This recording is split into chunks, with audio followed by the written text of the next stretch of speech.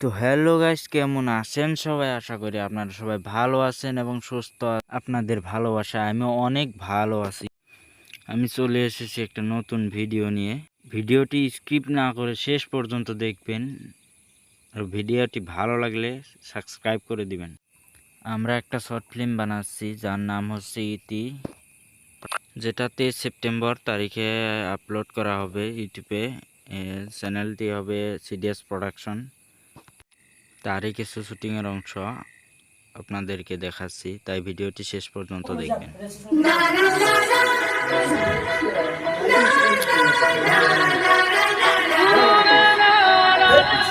Cameraman সবার কেনাকা করে আছে। जाने क्या चाहे मन बाबा